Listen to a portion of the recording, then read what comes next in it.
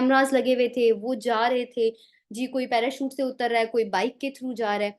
एक आयरन डोम है, मैंने आपको कहा था कि हम ना छोटी-छोटी वो भी करेंगे स्टेटमेंट्स या जो होती हैं, क्या उसको कहते हैं?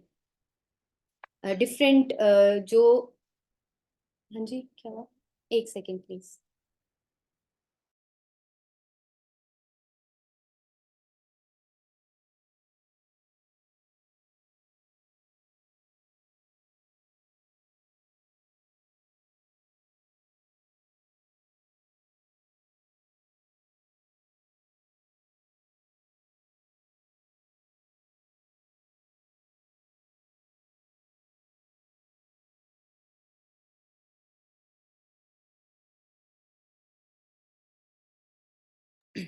अच्छा सॉरी।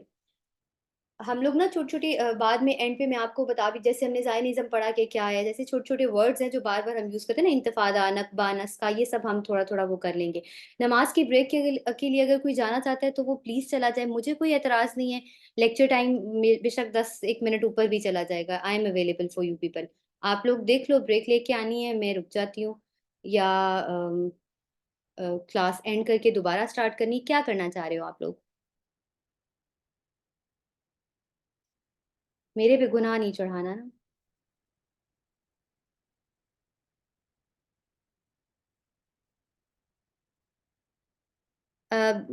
नो डिवाइस फाउंड बेटा एक तो आप अपना नाम बता दो मुझे, ताकि मैं आपको एड्रेस कर लूँ।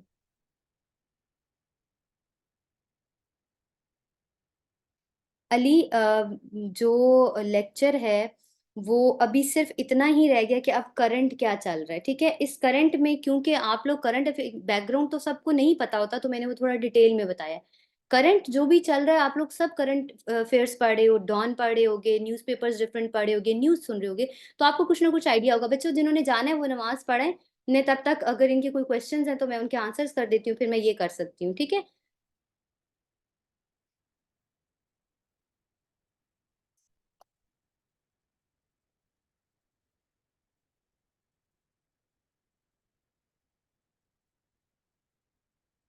चलो बहरहाल 7th अक्टूबर पे जी ऑपरेशन हम जो नमाज़ पढ़ के आएँगे मैं उनके लिए रिवाइज़ कर दूँगी वापस से, ठीक है? आप लोग जाओ आप नमाज़ पढ़ो, मैं बाकियों को कंटिन्यू करवा रही हूँ। 7th अक्टूबर को जी ऑपरेशन अलेक्सा फ्लड हो गया। अब इसके बारे में डिफरेंट कंट्रोवर्सीज़ आ गई। एक तो ये कि how were they so organised. कुछ ने कहा it was Iran backed, Iran चाहता था कि ये हो, ठीक है? इस वजह से हुआ। कुछ ने ये क्लेम किया मतलब डिफरेंट थियरीज़ आई ना उसके बारे में। कई जगह पर ये कहा गया कि ये हमास की तरफ से क्योंकि पैलेस्टीनियन इश्यू बहुत अरसे से मास्क हो गया हुआ था, वर्ल्डली अफेयर से हटता चला जा रहा था, तो it was a desperate attempt by Hamas to bring it back into the limelight, ठीक है? अब जी इससे फ़ायदा क्या होता है? एक इश्यू को लाइमलाइट में वापस लाने से हमास को फ़ायदा क्या होगा? आहिस्ता-आहिस्ता अगर पैलेस्टीनियन कॉज़ को कोई भूलता चला जाएगा, तो उससे ये होता है कि जो हमास की बेसिकली जब स्टार्ट हुआ, तो उनके 2 ही पॉइंट्स थे ना, एक कि इज़राइल इल्लेजिटिमेट है, दूसरा कि हमें अपना पैलेस्टीनियन लैंड वापस चाहिए। तो अगर करंट अफ़ेयर्स से, इंटरनेशनल अफ़ेयर्स से फ़लस्तीन ही हटता चला जाएगा, जैसे हमने सुना था मैप्स भी हो रहे हैं, इसके अगर मैं थोड़ा-सा आपको पीछे ले जाऊँ ना, तो ये 7th अक्टूबर के अटैक से पहले यूनाइटेड नेशन जनरल असेंबली में एक जो स्पीच करते हैं ना सारे, वहाँ पे नेतन्याहू ने खड़े होके एक मैप दिखाया था। आप लोग प्लीज़ बाद में ना गूगल पे उसको सर्च कीजिएगा, इसकी यूएनजीए की जो स्पीच थी नेतन्याहू की। उसने बेसिकली उसमें फ़लस्तीन को एक तरह से बिल्कुल ख़त्म कर दिया था और उसने एक रास्ता बताया था, ट्रेड रूट उसने इंट्रोड्यूस करवाया था कि ये हम करेंगे और वो trade route through the Gaza strip और वहाँ से जा रहा था। एग्ज़ैक्टली ये इंज़माम आप ठीक कह रहे हो, मैं इसी तरफ आ रही हूँ। 3-4 पर्सपेक्टिव है ना, 3-4 थियरीज़ हैं, ठीक है? एक तो ये ईरान वाली थियरी थी, क्योंकि देखो जो इतना एक मिलिट्री ग्रुप है, एक इतना लोकल ग्रुप है ना, वो इतना ऑर्गेनाइज़ नहीं हो सकता। दूसरा उस टाइम पे सऊदी अरेबिया और ईरान के बीच में भी ये आपने इज़राइल कहा ना, ईरान के बीच में एक पीस पैक्ट हो रहा था और सऊदी अरेबिया को बेसिकली इज़राइल को रिकॉग्नाइज़ करने से रोकने की कोशिश भी ये थी। क्योंकि सऊदी अरेबिया ने अनाउंस किया था कि it is going to recognise Israel कुछ इस तरह की स्टेटमेंट्स इन्होंने दी थी, ठीक है? उसका मतलब ये था कि सऊदी अरेबिया और जीसीसी वो पावरफुल हो जाएँगे ईरान से, तो जैसे हमने अब्राहम अकॉर्ड के बाद भी देखा था कि यूएई वगैरह ने इनको रिकॉग्नाइज कर लिया था। तो अब जब हमास ने अटैक किया, मुस्लिम वर्ल्ड सारा जागा एकदम से, तो उसके बाद ऑब्वियसली केएसए जो था, सऊदी अरेबिया जो था, वो उसको रिकॉग्नाइज नहीं कर सकता था। तो जो इजराइल को रिकॉग्नाइज करने का ऑप्शन था, दैट वाज थ्रोन अवे। ठीक है, एक ये रीजन हो गई। फिर किसी एक एक कंट्रोवर्शियल स्टेटमेंट ये थी कि इजराइल और यूएसए खुद चाहता था कि ये अटैक हो। ठीक है, ये जो लोग ये स्टेटमेंट देते हैं, उनका आर्ग्यूमेंट ये है कि हमास कभी भी किसी की भी हेल्प से इतना स्ट्रांग नहीं हो सकता था कि वो जाके आयरन डोम को, इजराइल की जो इंटेलिजेंस है उसको और यूएस इंटेलिजेंस को बीट कर सकता। ठीक है, वो पॉसिबल ही नहीं था। तो बेसिकली अगर ये केएसए और ईरान की डील हो जाती, ये दोनों एक पेज पे आ जाते, तो आपको पता है मिडिल ईस्ट में सारी जंग ही ये चल रही है ना। मिडिल ईस्ट में प्रॉक्सी वॉर्स चल रही है, basically it is Saudi and Iran that are fighting, लेकिन वो प्रॉक्सी ग्राउंड्स उनके दूसरे हैं। तो अगर मिडिल ईस्ट की फाइट खत्म हो जाती है तो यूएस एड किसको देगा? यूएस की सारी इकोनॉमी तो, ये जो मिलिट्री एड जाती है या जो वेपन्स प्रोवाइड करते हैं, वो तो मेजर चंक है यूएस इकोनॉमी का। तो जो लोग इस चीज पे बिलीव करते हैं कि यूएस और इसराइल चाहता था कि ऐसा कोई अटैक हो जाए, इसराइल के लिए कितना अब उन्होंने देखो अनेक्स कर लिया ना, ना उन्होंने सिक्योरिटी काउंसिल की सुनी, ना इंटरनेशनल कोर्ट ऑफ जस्टिस की सुनी, ना यूनाइटेड नेशंस की कोई बात वो सुन रहे हैं, ना मुस्लिम वर्ल्ड उस तरह से उन पे प्रेशर डाल पा रहा है। कोई भी उनको इस चीज से रोक ही नहीं पा रहा, और वो पूरा का पूरा, आप देखो 7 अक्टूबर से अब तक कितना टाइम हो गया, and nobody could stop them. ठीक है, बाय एनी मीन्स उनसे नहीं रुके वो। और इवन आईसीजे का वर्डिक्ट आया, इवन सिक्योरिटी काउंसिल का वर्डिक्ट आया, डिफरेंट पास हुई, रेजोल्यूशंस पास हुई, लेकिन इसराइल ने अपने अटैक्स को रोका नहीं है। ठीक है, तो कहीं ना कहीं ये चीज होती हो सकती है कि इनकी इंटेलिजेंस ने उसको जज कर लिया हो कि हमास अटैक करेगा, लेकिन उन्होंने रोका ही नहीं। क्या टनल्स को क्या हो गया? हमास ने टनल कब बनाई? मुझे बता के नहीं बनाई ना। वो जब गजा पूरा उनके कंट्रोल में था 2008 के बाद, तो लगे रहे होंगे टनल्स बनाने। मुझे वैसे उन्होंने बताया नहीं, बताते तो मैं जाके जरा कैमरा शैमरा लगा के देखती कि किस तरह की टनल्स बना रहे हैं, जो अभी तक इसराइल वालों से खत्म नहीं हुई by the way. According to Israel के टनल्स ही अभी भी हैं और पता नहीं कहाँ पर हैं। ठीक है, आपको अगर पता चले सैमसंग, तो आपने हमें जरूर बताना है। ठीक है, चलो लोग वापस आ गए हैं, हम आगे चले। अच्छा जी, जो 7 अक्टूबर था, इसको यूएस इंटेलिजेंस और इसराइल इंटेलिजेंस फेलियर कहा जा रहा था। जो एक थोड़ी सी इंपॉर्टेंट चीज़ है, आप लोग अपने उसके लिए याद रखें कि इससे पहले भी जो ईरानियन रेवोल्यूशन हुई थी, तब भी यूएस इंटेलिजेंस का कहते थे कि it was the biggest failure, लेकिन उसके बाद हमने देख लिया कि ईरान पे सैंक्शंस लगी हैं और ईरान को कोई खास फायदा उससे नहीं हुआ। ठीक है, अब ये है, इस इवेंट के बाद 7 अक्टूबर के बाद हम सबको पता है कोर्ट ऑफ जस्टिस का एक वो सेशन हुआ, इंटरनेशनल कोर्ट ऑफ जस्टिस में लेके गए। आपने इंपॉर्टेंट बातें ये याद रखनी है कि सिक्योरिटी काउंसिल की कुछ रेजोल्यूशंस पास हुई हैं। ठीक है, पास होते होते रह भी गई हैं और पास हुई भी हैं। इंपॉर्टेंट क्या क्या है कि किस किस ने वो रेजोल्यूशंस ट्राई की है। ठीक है, एक था रशिया। अब मजे की चीज ये है कि रशिया जिन ग्राउंड्स पे यहाँ पे इसराइल के अगेंस्ट रेजोल्यूशन पास कराना चाह रहा है, उन्हीं ग्राउंड से वो ऑलरेडी यूक्रेन के साथ खुद लड़ रहा है, तो रशिया को तो वैसे ही कोई सीरियस ले नहीं रहा इस टाइम पे। ठीक है, इन्होंने कहा जी सीज फायर होना चाहिए, और इसको वीटो किसने किया? यूएस एंड यूके, इन्होंने इसको वीटो कर दिया, जो रशिया ने रेजोल्यूशन का कि आप सीज फायर करवाएं।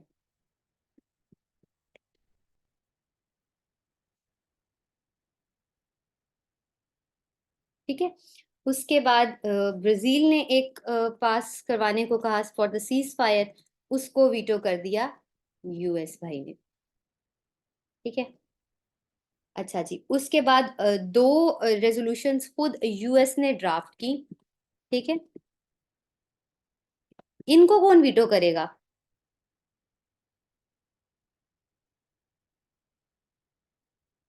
इनको कौन वीटो करेगा? यूएस की जो ड्राफ्टेड रेजोल्यूशंस थी। सैमसंग वीटो पावर किस किस के पास है यूनाइटेड नेशंस की? एग्जैक्टली, रशिया करेगा, चाइना करेगा, ये पूरा वो ग्रुप है ना जिसको वो कहते हैं कि ये कम्युनिस्ट ग्रुप दोबारा से रिवाइव कर गए, ठीक है? रशिया ने किया, चाइना ने किया, यूएई ने किया, ठीक है? यूएस की जो रेज़ोल्यूशन ड्राफ्ट हुई थी, उनको बेसिकली वीटो करने का रीज़न ये बताया गया था कि इसमें वैसे यूएई के पास ना यू वीटो पावर नहीं है, ठीक है? हम रेज़ोल्यूशन ड्राफ्टिंग की बात कर रहे हैं, ठीक है? इन्होंने इस बेस पे किया कि यूएस कहता था कि वॉलंटरी मूवमेंट्स स्टार्ट की जाएँ और ह्यूमैनिटेरियन पॉज़ दिए जाएँ। ये सीज़फायर बाकी जो ड्राफ्टेड रेज़ोल्यूशंस थी ना, उनमें सीज़फायर की बात करते थे, ये पॉज़ की बात करते थे। ये कहते थे जैसे दिन में 6 घंटे लड़ लिए, 2 घंटे का गैप दो, जो बंदे भागना चाहते हैं वो भाग जाएँ। मतलब जिस तरह एक लेमैन टर्म में अगर हम इसको समझें। ये कहते थे ह्यूमैनिटेरियन पॉज़ दे दो, या जी दिन में 2 घंटे एड आएगी, खाना 2 घंटे आएगा, वो रा र जो रफ़ा क्रॉसिंग है, जो एरिस क्रॉसिंग है, वो खुलेंगी इतने-इतने टाइम के लिए। ये ह्यूमैनिटेरियन पॉज़ की बात करते थे, ठीक है? इसको इन्होंने वीटो कर दिया कि जी इसमें तो सीज़फायर की बात ही नहीं हुई, ठीक है? उसके बाद हमारे पास एक अच्छी बात या इम्पोर्टेंट बात जो आपने याद रखनी है कि इस सारे इवेंट के बाद जॉर्डन और बहरीन, ये 2 कंट्रीज़ ऐसे थे, सिर्फ़ वो अरब जिन्होंने डिक्लेयर किया था कि वो अपना पूरा जो डिप्लोमैटिक रिलेशंस है ना इज़राइल के साथ, वो एंड कर रहे हैं, ठीक है?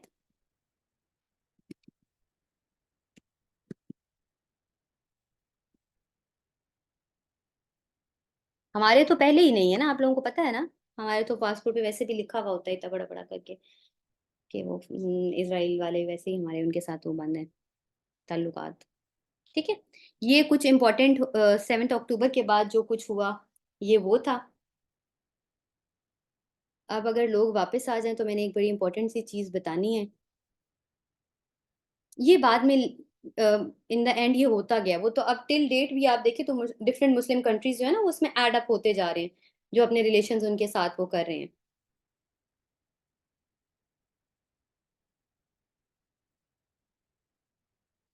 अच्छा, अब हमने इसमें एक चीज़ जो इम्पोर्टेंट पढ़नी होती है, वो होती है वायलेशंस क्या-क्या हुई हैं।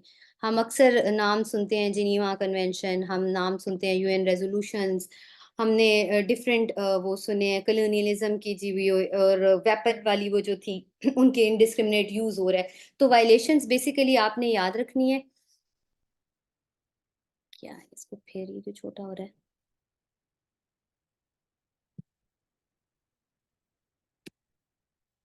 चलो जी,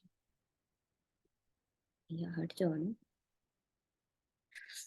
अच्छा इस 3 को बर्दाश्त कर लें, ठीक है? ये मेरे से अब नहीं हट रहा। अच्छा जी, एक हमने याद रखनी है कि एक यूनाइटेड नेशन जनरल असेंबली की रेज़ोल्यूशन है जो 1974 में कहीं पास हुई थी, वो थी 3236, ठीक है? 3236 यूएनजीए की ये एक रेज़ोल्यूशन थी। इसमें बेसिकली फ़लस्तीनियन जो थे उनको राइट दिया गया था, जो जैसे हमने ऊपर पढ़ा था ना कि इज़राइल ने अनाउंस कर दिया था कि they are the non citizens, तो इसमें ये मेक श्योर किया गया था कि they have the right to self determination. Uh, Madiha क्या कर रही हो बेटा? पेंटिंग के लिए नहीं खोला ये, कोई बात नहीं। अपना आर्ट दिखाने का दिल कर रहा है, बोरिंग क्लास हो गई है। अच्छा बेसिकली ये जो रेज़ोल्यूशन थी सेल्फ डिटर्मिनेशन, ठीक है?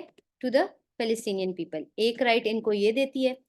दूसरा ये self determination that too without external interference. अब इसमें ना विदाउट एक्सटर्नल इंटरफेरेंस में किसकी इंटरफेरेंस को बेसिकली खत्म किया जा रहा है? ये जो डिफरेंट पॉलिटिकल पार्टीज या पॉलिटिकल विंग्स के थ्रू वो कर रहे हैं ना, इसराइल जो इन्वॉल्व हो रहा था, तो उसको खत्म करने के लिए प्रॉपर मेंशन किया गया था कि सेल्फ डिटर्मिनेशन होगी विदाउट एक्सटर्नल इंटरफेरेंस, ठीक है? एक ये चीज़ इनको दी, दूसरी इनको कहा गया कि इनके पास नेशनल इंडिपेंडेंस और सॉवरेनिटी होगी, ठीक है? ये वो जो नेशन स्टेट के हम वो प्रिंसिपल्स नहीं पढ़ते, बेसिकली इनको वो सारे वो प्रिंसिपल्स के थ्रू ना वो किया गया कि आप इंडिपेंडेंट एक स्टेट है, ठीक है? और इनकी जो डिमांड किया गया कि इनको रिटर्न करो, वो सारा लैंड या वो जो इनकी प्रॉपर्टी ज इनके जो घर जहाँ से इनको डिस्प्लेस किया गया है, ठीक है? अब ऑब्वियसली वही बात है कि ये रेज़ोल्यूशन थी पूरी फ़लस्तीनियों के हक़ में, तो इज़राइल ने इसको डिनाई कर दिया, क्योंकि वो तो किसी की नहीं सुनता। There is no outcome at all and we are saying this. अगर उनकी वायलेशंस का कोई आउटकम आना होता तो मेरे ख्याल से इंटरनेशनल कोर्ट ऑफ जस्टिस से ऊपर तो हमारे पास कोई कोर्ट भी नहीं है, लेकिन nobody could stop them, और टिल डेट वो ये सब कर रहे हैं। War to end the war is not the solution, इसीलिए nobody is taking the military action. Plus आप मुझे बताएं, यूनाइटेड नेशंस में क्या है, ज्यादा फंडिंग कौन कर रहा है वहां पे, वीटो किसके पास है, कंट्रोल्ड बाय हुम? सैमसंग, या तो आप बिल्कुल न्यू हो बच्चे, या फिर आप just for the sake of asking the questions सवाल पूछ रहे हो। मैंने बहुत कोशिश की कि मैं ये ना बोलूं लेकिन मुझे अब बोलना पड़ा। हाँ, इसीलिए चलो आहिस्ता आहिस्ता आपको समझ आ जाएगी, कोई मसला नहीं है, ठीक है। उसके बाद हम बात कर लेते हैं, हमारे पास एक इम्पॉर्टेंट है, जिनीवा। जिनीवा का हमने बहुत नाम सुना है, न्यूज में बार बार आता है जी, जिनीवा कन्वेंशन की वायलेशन हो रही है। Basically it is the fourth convention जिसकी वायलेशन की हम बात करते हैं। इस फोर्थ जिनीवा कन्वेंशन का जो मेन मोटो था या जो क्रक्स था वो था ही ये कि सिविलियंस को दो सिचुएशंस जो हैं उसमें आपने प्रोटेक्शन प्रोवाइड करनी है, वर्ल्ड थ्रू द जो कहते हैं ना वर्ल्डली फोरम्स, जो कि flag bearers of human rights है ना, उन्होंने दो कंडीशंस में सिविलियंस को प्रोटेक्शन देनी है। एक, जब there is armed conflict, and second when there is military occupation. क्या क्या हो गया? Armed conflict and military occupation. ठीक है। अब ये दोनों चीजें गजा में हो रही हैं कि नहीं हो रही?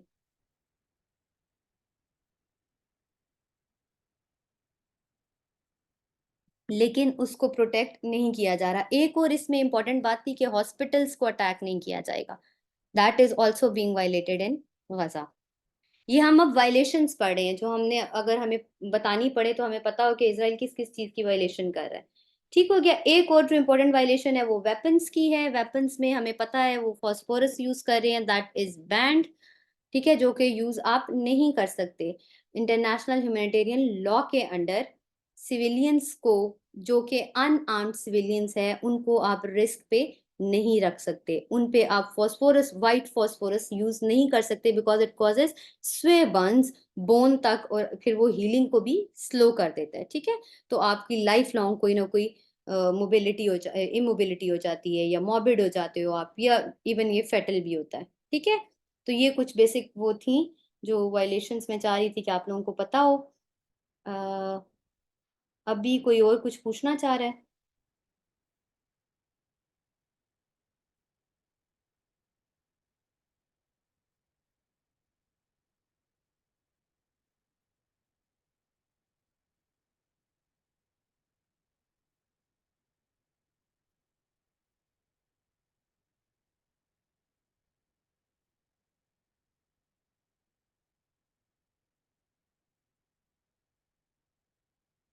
वाइट फॉस्फोरस यूज करें? ये Babar, it's a very good question. मैं आपके क्वेश्चन को अभी एड्रेस करती हूँ, मुझे पहले जरा इनसे पूछने दे किसी को कोई और इशू है, नहीं तो फिर हम बाबर के क्वेश्चन पे जाएंगे।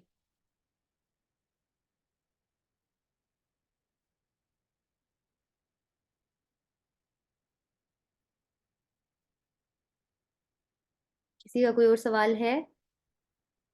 अच्छा बाबर, टू आंसर यू, देखो पहले मैं सेकंड पार्ट आपको जवाब देती थी, क्योंकि इंडिविजुअल पॉलिटिशियंस क्यों हेजिटेंट है। देखो एक बात याद रखो, इंटरनेशनल अफेयर्स में दो चीजें बहुत इंपॉर्टेंट होती हैं। एक मुल्क की एक होती है फॉरेन पॉलिसी, और फिर एक मुल्क की होती है नेशनल पॉलिसी। जरूरी नहीं है कि एक मुल्क की नेशनल पॉलिसी उसकी फॉरेन पॉलिसी के साथ अलाइन करे। ठीक है, इस चीज को याद रखना। और इसके जवाब में एक सबसे प्यारा आर्ग्यूमेंट है जिसको हम कहते हैं, मैं यहाँ लिख दूं, कॉन्फ्लिक्ट ऑफ इंटरेस्ट। ठीक है, अब ये कॉन्फ्लिक्ट ऑफ इंटरेस्ट क्या है? Saudi Arabia is a Muslim country, example ले रहे हैं, केस सिनेरियो ले रहे हैं। ठीक है, बाबर आप हैं, सुन रहे हैं?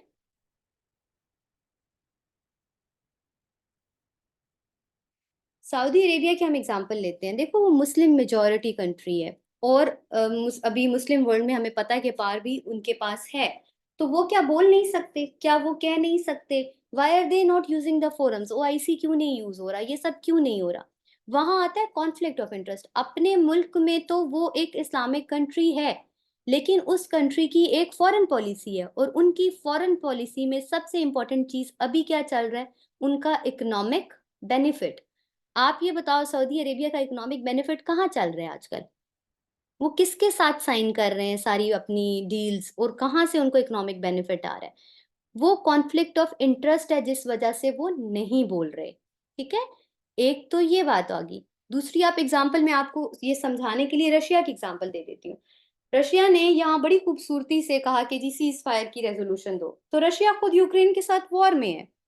वहां पे वो क्या आर्ग्यूमेंट देता है कि मैं अपनी टेरिटरी को सेव कर रहा हूँ, that is the Ukrainian war is basically for my own territorial integrity, कि जी अगर नेटो ज्वाइन कर लेगा यूक्रेन तो मेरे लिए ये डेंजरस हो जाएगा। सेकेंडली, वो ये इस बात पे स्टैंड करता है कि Ukraine is a part of Russia.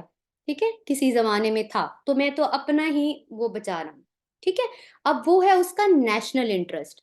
लेकिन जब उसके फॉरेन इंटरेस्ट की बात आती है तो उसने जाके रेजोल्यूशन फाइल कर दीजिए कि सीज फायर होना चाहिए, गजा में तो बहुत जुल्म हो रहा है। वो वही जंग यूक्रेन में लड़ रहे हैं ऑलरेडी। तो हमेशा कंट्रीज का जो कॉन्फ्लिक्ट ऑफ इंटरेस्ट है ना, वो इन प्रॉब्लम्स को सॉर्ट आउट होने नहीं देता। तो पॉलिटिशियंस भी बड़ा सोच समझ के बोलते हैं कि कहीं वो कॉन्फ्लिक्ट ऑफ इंटरेस्ट उनका हर्ट ना हो जाए। एक ये चीज हो गई। दूसरा देखो, अमेरिका या वेस्ट, अभी हमने ये पढ़ा बड़ा क्लियरली कि फसाद की जड़ क्या थी, कहाँ से शुरू हुआ ये सारा कुछ। ये तो पूरे का पूरा पैलेस्टीनियन लैंड था। शुरू कहाँ से हुआ, बैल्फोर डिक्लेरेशन से। ब्रिटिश या ये जो हम वेस्टर्न कंट्रीज कहते हैं, ये शुरू से उनकी एक अलायंस है towards the Jewish people, one of the reasons.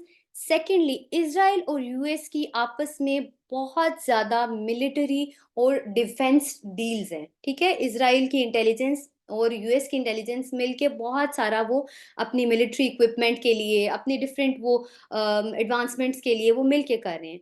Secondly, it is all about the hegemony, the control. अगर ये वो मिडिल ईस्ट का रीजन कंट्रोल में रख लेते हैं, अगर ये एरिया कंट्रोल हो जाता है, तो यहाँ से मुस्लिम कंट्रोल कम हो जाएगा। या इन द अदर, अगर हम उस एस्पेक्ट पे देखें, तो जो कम्युनिस्ट हैं, जो चाइना है, जो रशिया है, उनको ये मौका नहीं मिलेगा कि वो इस एरिया में आ जाए।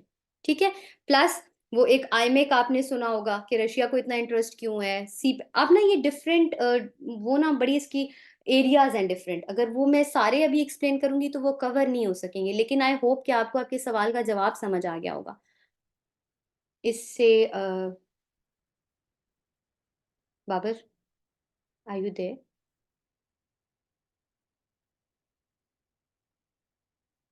नो, ये सुन। चलो गुड। और किसी का कोई सवाल है, या सब बच्चे सो गए?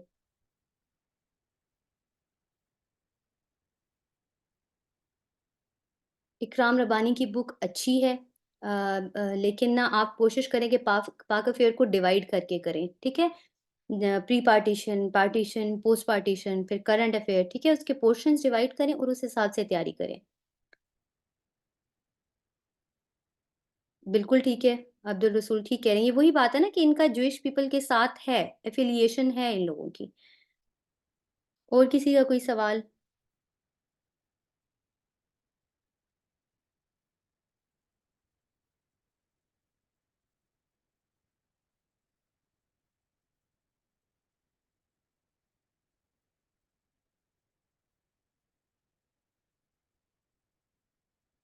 US drafted a resolution for humanitarian pause, humanitarian pause. ठीक है, वो मैंने सिर्फ बोल दिया था, लिखा नहीं था, अब मैंने लिख दिया। अनीला देखो, डिपेंड करता है कि एस्से में आपसे पूछा क्या गया है। ठीक है, जब भी आप, अब ये मैंने आपको इसका बैकग्राउंड समझा दिया, मैंने आपको इसकी हिस्ट्री समझा दी, मैंने आपको करंट उसका इवेंट्स बता दिए। अब आपने ये ना एक पूरा टॉपिक आपके पास एक वो नोट्स की फॉर्म में आ गया। क्वेश्चन आपने पढ़ना है और आपने देखना है कि क्वेश्चन की डिमांड क्या है। आपने सब कुछ ये हर सवाल में कोट नहीं करना होता। ठीक है? आपने क्वेश्चन पढ़ना है, उसके देखना है पार्ट्स क्या-क्या हैं, उसमें पूछा क्या-क्या गया है और फिर उसको आपने उस हिसाब से देखना है। मैंने इतनी डेट्स या इतनी डिटेल्स इसलिए बताई कि आप लोगों का एक जीके का पेपर भी होता है पीएमएस में, तो ये डेट्स वगैरह आपके वहाँ पे भी काम आ जाएँगी।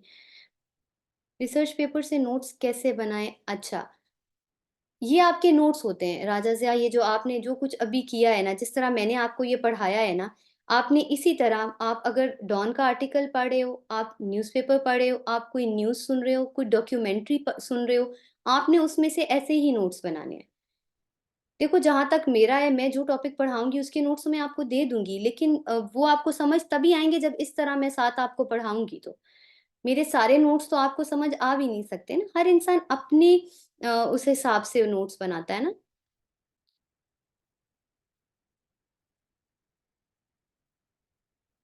एस्से में डेट लिखना नहीं, देखो एस्से आप मुझे बताओ एस्से पेपर किस चीज़ का पेपर है?